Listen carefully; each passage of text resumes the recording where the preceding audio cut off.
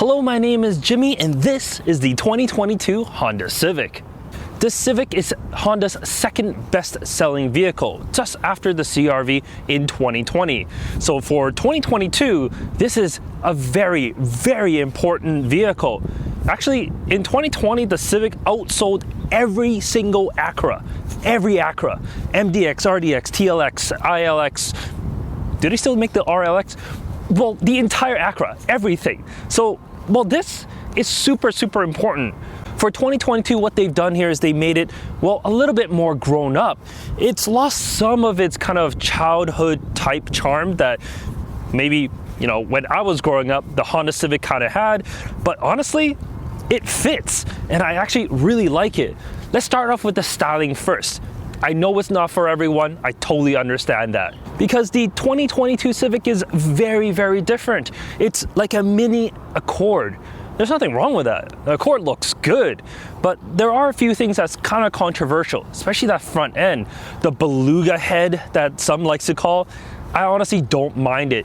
Seeing it in person, it actually looks decent. And across all trims, you get high as well as low beam LED headlamps. That's something that the competition just don't give you.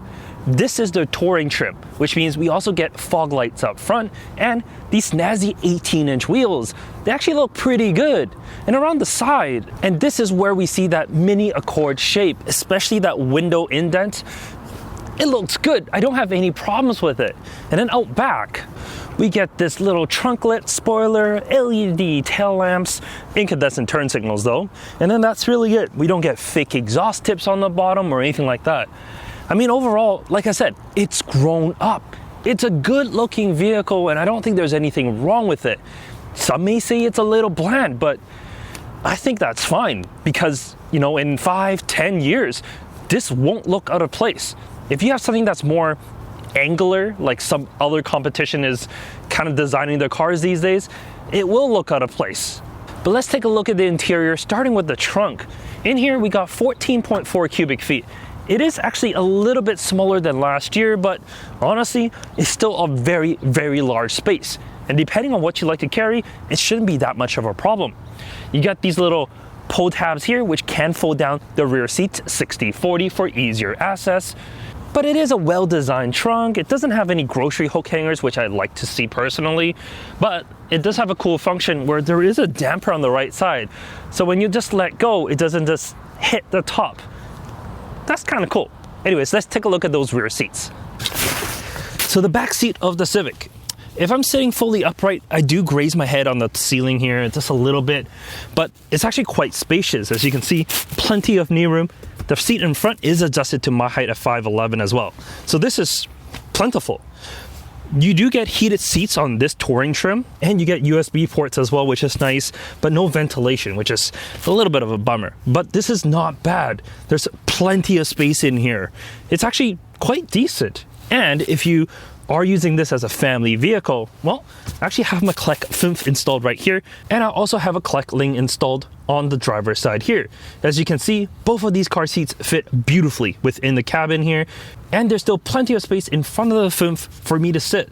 So unlike some of the more compact vehicles in this segment, well, I can actually have 4 people in here with no problems, even with 2 car seats in the back. But let's move to the front. All right, the 2022 Civic front seats. They're actually quite bolstered, a little bit more than I thought they would be, but they're actually quite comfortable. They're 3-stage heated, which is nice, and, well, don't really have any complaints. The driver's side as well as the passenger side is power operated, so you can adjust it all you want, but you don't get memory function, which is something I wish I had, especially if I'm sharing this vehicle with my wife. There's also no lumbar support or adjustable lumbar support. And yeah, so I mean, there is some sort of support in the center. You feel it. It might not be to everyone's liking, so that's something to keep in mind. In front of me, I got a brand new Honda steering wheel. It looks great. The buttons may be a little bit small, especially that volume toggle. It might be just a little bit difficult to work with, but it just depends on how big and thick your thumbs are.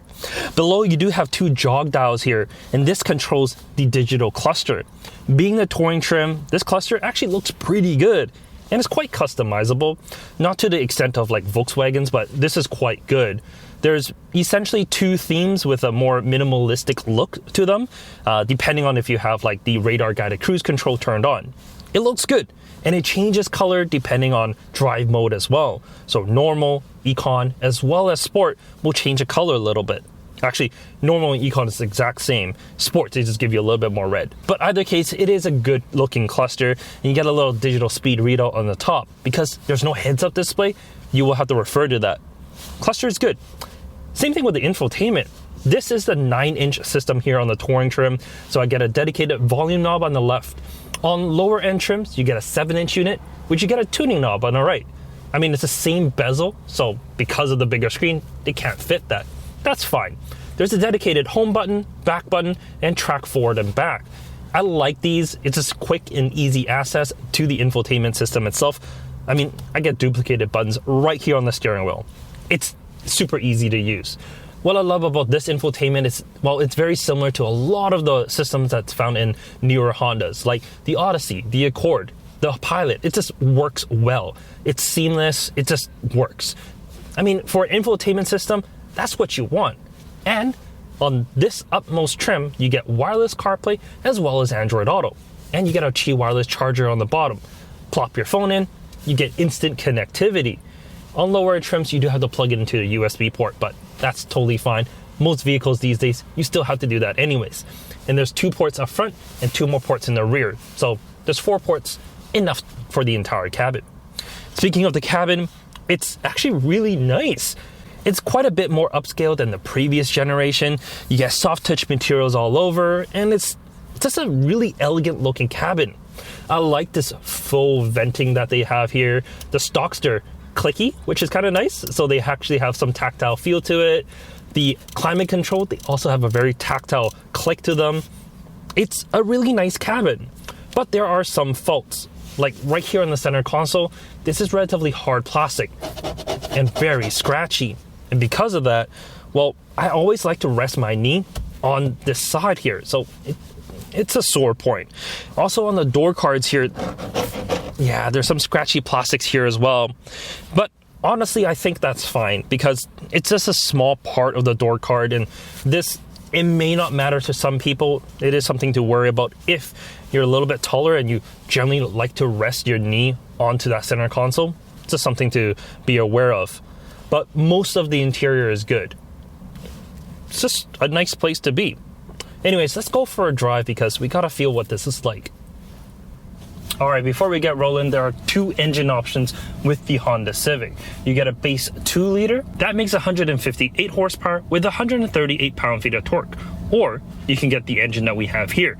It's a 1.5-liter turbocharged 4-cylinder, making 180 horsepower and 177 pound-feet of torque. This should get you 31 miles per gallon in the city and 38 on the highway, which translates to 7.6 liters for 100 kilometers in the city and 6.1 on the highway. If you want the 1.5 that we have here, you do have to get the Touring trim. With the hatchback, it's a little different. You can kind of play around with that on the configurator. But on every single sedan, automatic only, no more manual option. But I don't think that's such a bad idea, to be honest. Most people aren't buying a manual Honda Civic, especially with that base motor anyways. I'm sure when the Civic Si comes into play, you can get the Civic Si with a manual. They have to. It's the essence of the Si itself. So I'm sure for the enthusiasts, they will want that 1.5-liter turbocharged 4 with a manual. And of course, the Si should deliver on that. But what about this Touring trim? So let's talk about how it feels first. Steering feels good. It's there's enough weight to it to let you know that it's, you know, you're turning something, but it's not so much weight that it's heavy or anything like that. You put it into sport mode and it does make things a little bit heavier, but not by much. I actually prefer that. There are some manufacturers out there that when you put into sport mode that it's ridiculously heavy the steering is. This isn't like that, and I like it. When you are in sport mode, like I said, it does change the gauges a little bit. It's red and it looks kind of cool. I do like that. And, well, the transmission. I know a lot of journalists hate CVT transmissions. I'm not one of them. I think there's a place for CVTs, and it's in this class. An economy vehicle like this, you want maximum, well, economy. And a CVT delivers that. You're not looking for, straight line speed. You're not looking for that pickup. Most people that be driving this vehicle, just driving it, it's going to be under 2,000 RPM all the time. So a CVT makes sense. It's only if you are a little bit more enthusiastic with that throttle where you may want a regular automatic so that it shifts down a little bit faster. But this, it's decently quick. If I put the foot down, it does simulate gears on the upper end, and it accelerates. 0 to 60, 7.5 seconds, which is plenty quick for this class. It's actually a tad slower than the last generation Honda Civic, but that's okay, because this is heavier, because it's better. They have increased the structural rigidity, they increased the sound insulation. It's a more premium vehicle, and you feel that when it's on the road. And when you're on the highway, you turn on the radar guided cruise control, the lane keep, it all works really, really well. And of course, a Honda Civic has to be safe, and IIHS did say that this is a top safety pick plus, which means that, well, the headlights are good, the crash test data, they're all good. It's kind of what you expect in a Honda Civic, isn't it? And honestly, driving experience-wise, I mean, yes, there are better vehicles out there, but for what this is, the type of vehicle that it's built for, I think it's fine. I honestly think that, for most people, they'll be very, very happy with the brand new Civic. Because I am. I'm actually really enjoying my time in this. But let's finalize everything up with a conclusion. Let me pull over here. The 2022 Honda Civic. I mean, it's a good vehicle. There's no doubt about that. The rear view camera could use a little bit of work. It's not the best.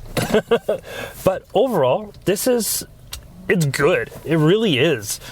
It really elevates that Civic nameplate to not Mazda 3 levels, because I think Mazda 3 is definitely more premium than this, but it's not far off. With the upgrades that it has, it definitely feels more solid than the previous and addresses the biggest area of concern, which was, well, that older infotainment system. That's gone. This is much, much better. The rest of the previous gen vehicle was good, actually, like the engine itself. That's a carryover, and that's not a big deal.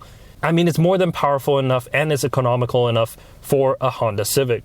And like Civics of the past, this is a great package overall. It might not excel in one specific area, but overall as a package, you can't beat it. There's plenty of space, it's a good engine, good economy, and it's reasonably priced. It's much better than the Corolla, for example. I don't like the Corolla. This is better. If you want a Corolla, buy the Civic. Staple of what a Honda should be. In any case, thank you so much for watching this video. Like the video if you do, subscribe if you want to see more, and we'll catch you next time. Take care.